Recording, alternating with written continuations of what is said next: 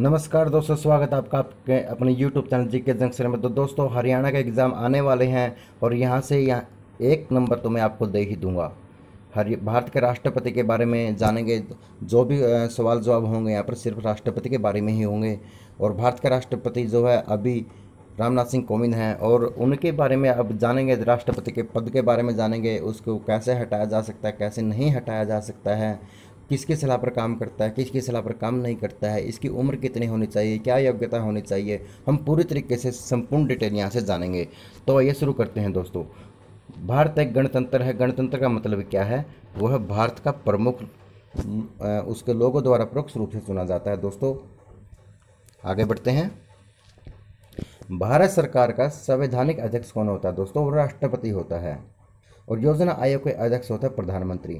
और प्रधानमंत्री की सलाह पर राष्ट्रपति काम करता है। जब जो काम प्रधानमंत्री बोल दे तो राष्ट्रपति को करना पड़ता है, ये उसकी मजबूरी हो जाती है, क्योंकि राष्ट्रपति नाम मात्र होता है हमारे देश में और असली राजा तो जो है प्रधानमंत्री होता है। आगे बढ़ते, सारी शक्तियाँ जो है प्रधानमंत्री के पास ही होती हैं और कानून जो पास होता है देश में वो प्रधानमंत्री की सलाह पे होता है, ऐसे नहीं हो सकता। आगे बढ़ते हैं। भारतीय संविधान का अभिरक्षक कौन है? दोस्तों वो है भारत का राष्ट्रपति, अभिरक्षक। क्योंकि तीनों सेनाओं का अध्यक्ष, चाहे जल सेना हो, थल सेना हो, वायु सेना हो, कोई भी हो, उन सब का अध्यक्ष राष्ट्रपति ही होता है। आगे बढ़ते हैं। भारतीय संविधान का कौन सा अनुच्छेद कि भारत का राष्ट्रपति होगा? ये अनुच्छेद 52 में बताया गया है कि भारत का राष्ट्रपति होना चाहिए। आगे बढ़ते हैं दोस्तों। भारत के संविधान के किस अनुच्छेद के अंतर्गत राष्ट्रपति संघीय मंत्री परिषद की सलाह मानने के लिए बाध्य है? वो अनुच्छेद 274 है। आगे बढ़ते हैं। राष्ट्रपति का निर्वाचन किस प्रकार होता है? दोस्तों वो होता है अप्रत्यक्ष रूप से। आगे बढ़ते हैं। राष्ट्रपति के चुनाव में कौन भाग लेता है? दोस्तों वो संसद के दोनों सदनों के निर्वाचित सदस्य भाग लेते हैं। आगे बढ़ते हैं। निम्नलिखित में से कौन सा राष्ट्रपति के निर्वाचन के भाग है परंतु उसके महाभियोग अधिकरण का भाग नहीं है? वो है दोस्तों राज्य की विधान सभाएं और विधान परिषद। आगे बढ़ते हैं। भारत के राष्ट्रपति का चुनाव कितने वर्षों के लिए होता है? ये 5 वर्ष के लिए होता है। और अमेरिका के राष्ट्रपति का चुनाव 4 वर्ष के लिए होता है। आगे बढ़ते हैं। भारत के राष्ट्रपति बनने के उम्मीदवार की न्यूनतम आयु कितनी होनी चाहिए? 35 वर्ष होनी चाहिए दोस्तों, 35 साल। आगे बढ़ते हैं। राष्ट्रपति बनने के लिए कौन सी योग्यता होनी चाहिए? दोस्तों वो होनी चाहिए दोस्तों 35 वर्ष की उसकी उम्र होनी चाहिए और भारत का नागरिक होना चाहिए। आगे बढ़ते हैं। एक व्यक्ति राष्ट्रपति पद के लिए अधिकतम कितनी बार निर्वाचित किया जा सकता है? इसमें कोई स्पष्ट प्रावधान नहीं है, कितनी बार भी बन सकता है। भारत के राष्ट्रपति को पद एवं गोपनीयता की शपथ कौन दिलवाता है? भारत का मुख्य न्यायाधीश दिलवाता है दोस्तों। आगे बढ़ते हैं। भारत का पद, माफ कीजिए, राष्ट्रपति का पद किस तरीके से खाली हो सकता है? ये हो सकता है केवल कार्यकाल से ज़्यादा समाप्त होने पर या फिर जब वो त्याग पत्र दे दे तब। आगे बढ़ते हैं। भारत के राष्ट्रपति को हटाया जा सकता है, कैसे हटाया जा सकता है? संसद द्वारा हटाया जा सकता है। आगे बढ़ते हैं। राष्ट्रपति अपना त्याग पत्र किसे सौंपता है? भारत के उपराष्ट्रपति को अपने त्याग पत्र सौंपता है, जो इस समय वेंकैया नायडू हैं। अगर रामनाथ सिंह कोविंद जी अपना त्याग पत्र देते हैं तो वो वेंकैया नायडू को ही देंगे। आगे बढ़ते हैं। राष्ट्रपति पर महाभियोग की प्रक्रिया किस देश से संविधान से ली गई? अमेरिका के संविधान से ली गई है। संविधान के किस अनुच्छेद में राष्ट्रपति पर महाभियोग की प्रक्रिया का उल्लेख है? अनुच्छेद 61 में। आगे बढ़ते हैं दोस्तों।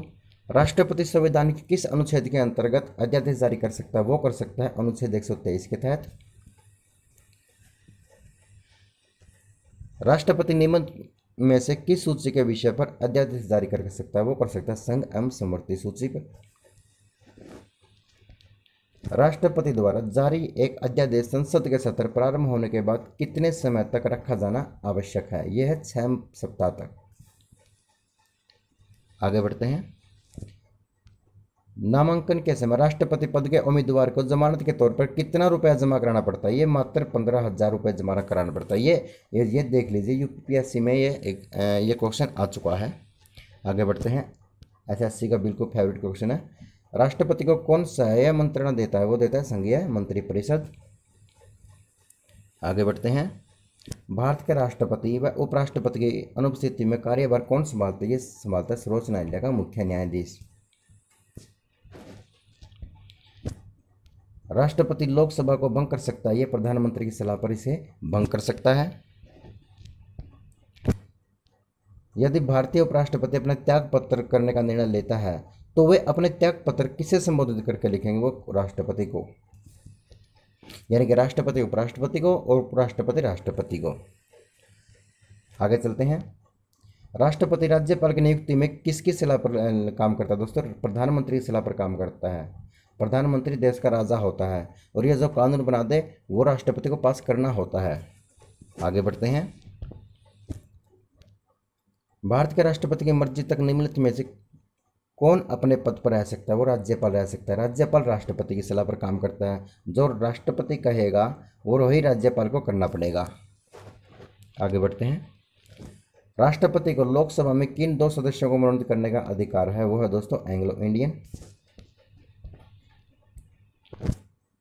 आगे बढ़ते हैं। राष्ट्रपति राज्यसभा के लिए कितने सदस्यों को मनोनीत करता है? 12 सदस्यों को जो है मनोनीत करता है। आगे बढ़ते हैं।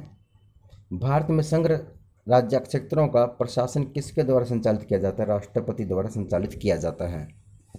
यह बीपीएससी एग्जाम में आ चुका है। आगे बढ़ते हैं। अप्रत्याशित व्ययों की पूर्ति के लिए निम्नलिखित में से कौन भारतीय आकस्मिक निधि का धन निकाल सकता है? वो राष्ट्रपति ही कर सकता है। भारतीय सशस्त्र सेनाओं का जो सर्वोच्च जो कमांडर होता है वो राष्ट्रपति ही होता है, चाहे वो थल सेना हो, जल सेना हो, वायुसेना हो। आगे बढ़ते हैं। और यह भारत का प्रथम विधि अधिकारी होता है। दोस्तों, राज्य में राष्ट्रपति शासन की घोषणा कौन करता है? राष्ट्रपति करता है। किसी राज्य में राष्ट्रपति शासन किसके समय कितने समय के लिए, मतलब किसके समय के लिए रह सकता है? वो 3। किस विधि के प्रश्न पर सर्वोच्च न्यायालय से परामर्श लेने का अधिकार किसको है? दोस्तों, वह राष्ट्रपति को, यानी कि प्रेसिडेंट को। भारतीय संविधान का कौन सा अनुच्छेद राष्ट्रपति को उच्च न्यायालय से परामर्श करने की शक्ति प्रदान करता है? वो करता है अनुच्छेद 143। आगे बढ़ते हैं। स्वतंत्र भारत के प्रथम राष्ट्रपति कौन थे? वो थे डॉक्टर राजेंद्र प्रसाद, और ये 2 बार राष्ट्रपति बने थे। दोस्तों,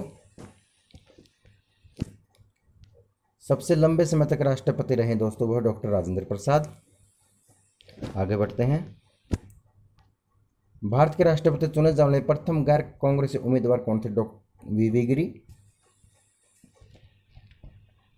भारत की प्रथम महिला राष्ट्रपति कौन है दोस्तों? वो है प्रतिभा देवी सिंह पाटिल। आगे बढ़ते हैं। भारत के निम्नलिखित में से किस मुख्य न्यायाधीश ने कुछ समय तक भारत के राष्ट्रपति रूप में काम किया? दोस्तों, न्यायमूर्ति एम हिदायतुल्लाह ने काम किया है।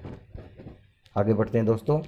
भारत के किस राष्ट्रपति की मृत्यु कार्यकाल पूरा होने से पहले हो गई थी? वो डॉक्टर जाकिर हुसैन की हो गई थी।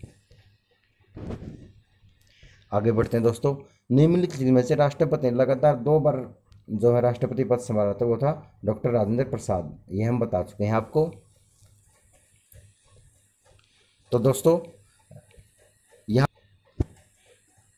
जो भी क्वेश्चन बने हैं वो राष्ट्रपति से ही बने हैं, और यहाँ से एक क्वेश्चन आपको पक्का मिलेगा। आपके कोई भी एग्जाम दे लीजिए, हरियाणा का हो या रेलवे का हो या कोई भी एग्जाम हो, अगर राष्ट्रपति से कोई भी क्वेश्चन आता है तो यहाँ से बार बिल्कुल भी नहीं आएगा। और अगर आपको वीडियो अच्छी लगती है तो लाइक करना, शेयर करना और सब्सक्राइब तो जरूर कर देना, ठीक है। भारत के नियमित उपराष्ट्रपति में से कौन एक कुछ समय के लिए गुट निरपेक्ष आंदोलन के महासचिव भी थे? वो थे दोस्तों ज्ञानी जैल सिंह। और दोस्तों, कमेंट और शेयर जरूर कर देना, और आपके कमेंट का मैं इंतज़ार करूंगा। आपके सब्सक्राइब करना, लाइक करना, शेयर करना। दोस्तों, एक बार फिर से जय हिंद, जय भारत।